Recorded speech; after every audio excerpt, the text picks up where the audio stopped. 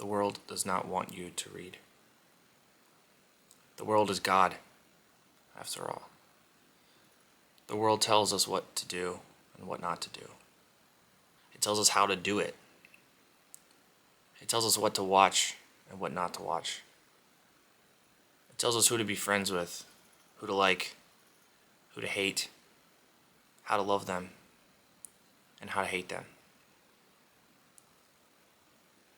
The world tells us how to love ourselves and how not to. It tells us what we do right and what we do wrong. And above all, it begs for our attention. And there's nothing that we can do about it except be ourselves.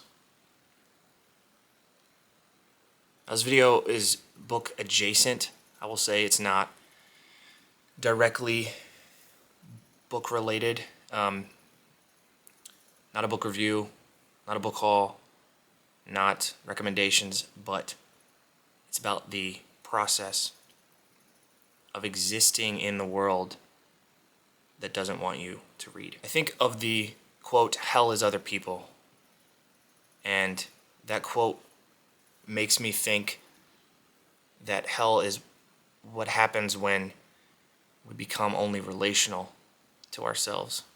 We lose our individuality and we get lost within everything that's around us. When we lose ourselves in the world, we lose ourselves.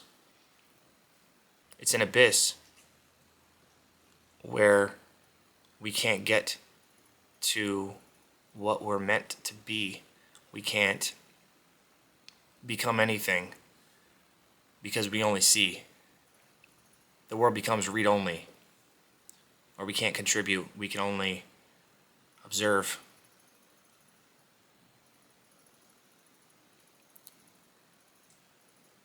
As a fifth grade teacher, I believe that my perspective is a little bit different than a lot of people because I see things firsthand about how the problems of attention exist in young people today.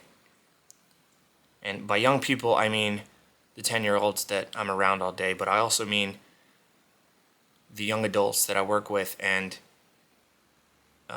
even the older people that exist around me every single day.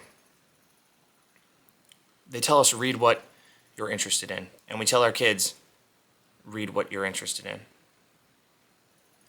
But then we grow old and we're told to read certain things, not because we're interested in them, but to appease somebody else. No wonder our attention gets pulled by everything else, because we don't end up reading things that we're interested in. We end up unhappy because our distractions turn us away from something that we really didn't even care about in the first place. We're only in it for the social appeasement of something else. And that to me is problematic and part of what this kind of rant is about. I don't really enjoy just kind of being frustrated and holding it in. I do think this is probably the best outlet for me, but the attention problems are completely overwhelming to me within our entire society. And what's crazy is that probably about 40 to 50%, probably more, have already clicked off of this video. And that's fine. But for the 40 or 50% who didn't, there are things that we can do to solve this epidemic, I would call it. An epidemic of begging and pulling for our attention every single day. At every turn, we see advertisements and we see companies that have to beg us to pay attention to them because our nature can't say no. It can't say no to that little hit we get every time we scroll or every time we buy something and it learns a little bit more about what we like. And then it recommends us things and we get that high over and over again. We can't sit and read for longer than 10 minutes because we feel like we need something to stimulate us. You very well will recall the pull of funding from libraries and major publishers and a lot of independent publishers. And that was pretty catastrophic for a lot of them, considering they don't sell as many books as a lot of these major publishers and they don't have the funding that they do. And particularly for libraries, that to me just seems like the world is calling us to be something else.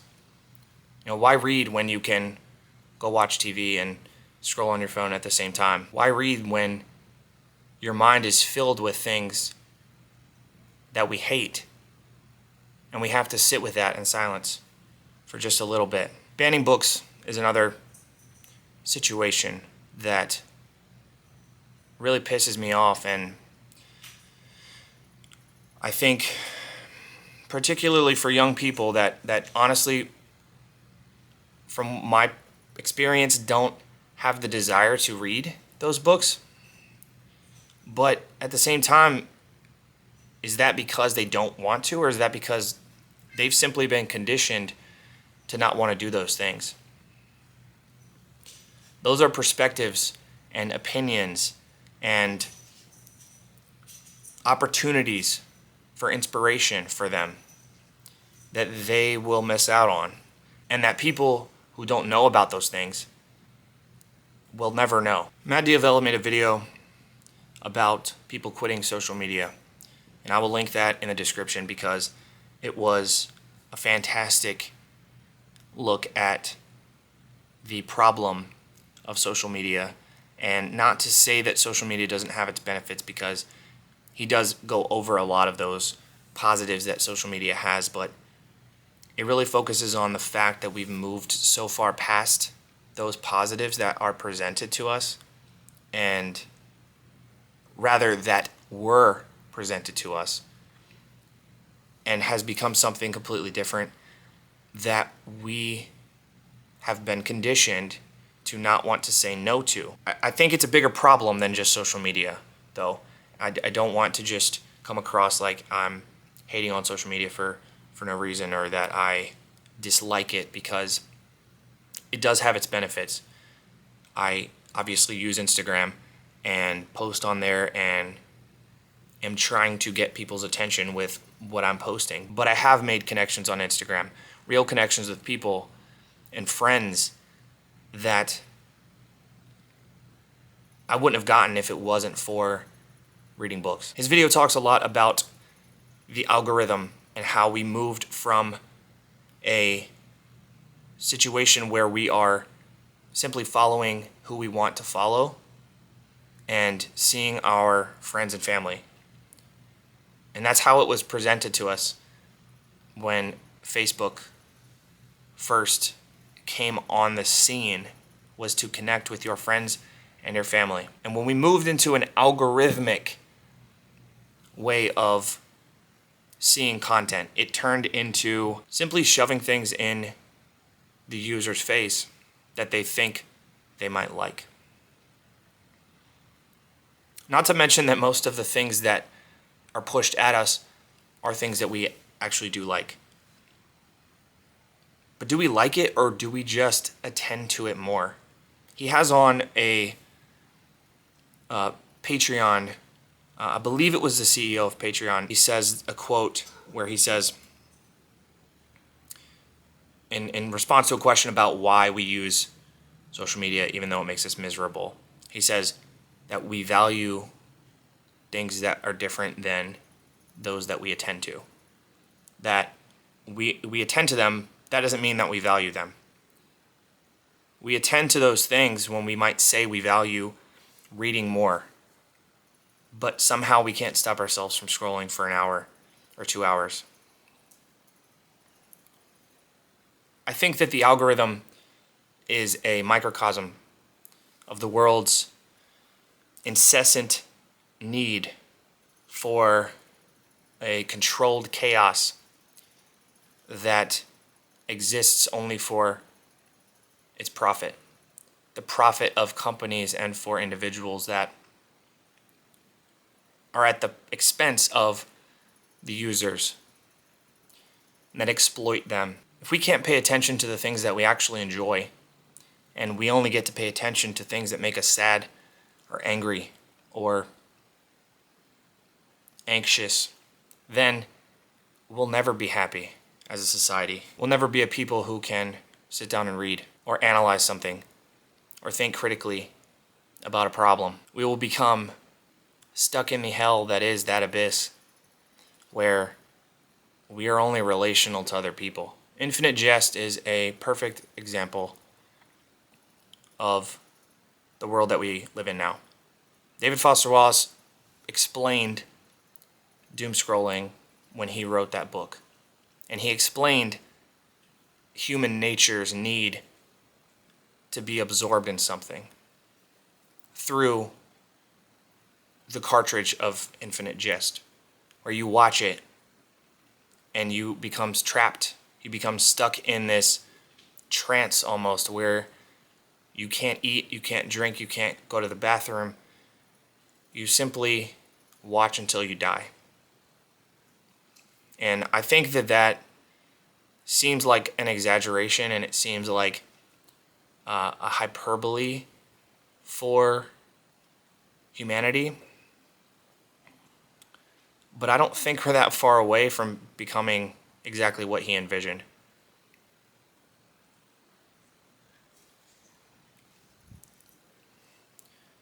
So what are we going to do?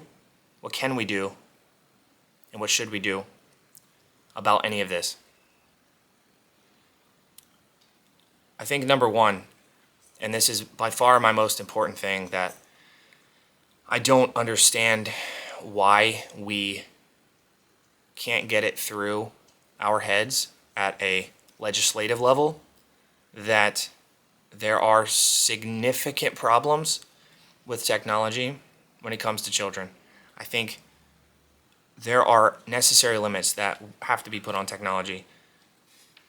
From a legislative perspective, I know that's difficult. That's not my job. But I know something needs to be done about it because I am seeing firsthand, as are many teachers across the country, across the world, how technology is affecting the children that we interact with every single day. The technology that causes kids to come in crying because they're told to kill themselves online. Or that causes them to come in crying because they didn't sleep the night before, because they couldn't stop scrolling. Is that a parental problem? It very well might only be a parental problem.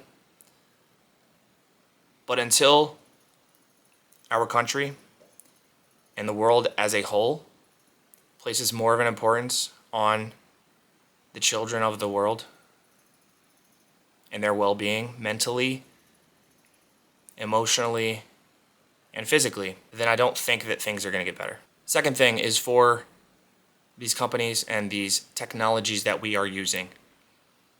I believe that we need clarity with these things. We need purposeful and meaningful language from these companies that are smothering us with advertisements and algorithmic reaching into our souls, into our mind. We need that clarity because those terms and conditions that we all blindly agree to, that's not clarity. That's checking a box legally so they can take from us what they want. The last thing, and I think the most personal thing, and not to say that this is going to work for every single person, is intentionality. We need to be intentional about how we use things. We need to understand and really think about what we value. If we value our time to read, then we have to savor that, cherish it, and keep it safe and guard it from the people and the things in our lives that try to pull our attention away. I said this before, and I want to make sure that I say it again. I do not want to come across as thinking that I'm superior or better to anybody through this video. I just feel like I personally am at a turning point where I gotta decide whether I'm gonna be somebody who's gonna read and who's going to learn and grow, and most importantly, enjoy whatever life I have left. Or if I'm gonna become a drone who is playing a slot machine forever and whose chemicals in their brain are overriding the things that matter to me. I have to decide whether I'm going to do one or the other. And I think everybody's got to do the same thing. Aside from that, I honestly don't know. I don't know what the solution is. And I know every other video that gets made about this, there's 50,000 other videos on this exact topic. And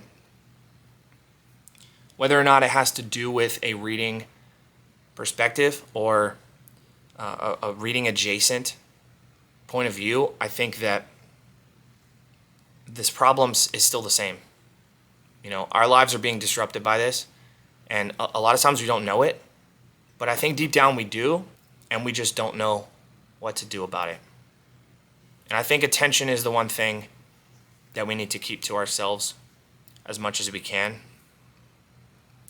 Think what we're thinking, be who we are, and feel what we're supposed to feel in the moment, not what something tells us to feel. I'm aware that this is a rather depressing and possibly anxiety-inducing topic for a lot of people. I can envision a world where we can read what we want to read, be who we're meant to be, and be happy about it. Because no wonder our anxiety is so high. We can't enjoy anything. So I implore you to put down your phone, pick up a book, and read. Because the world does not want you to. If you like this video, please make sure to give it a like, subscribe for more content from me, and I'll see you all in the next one.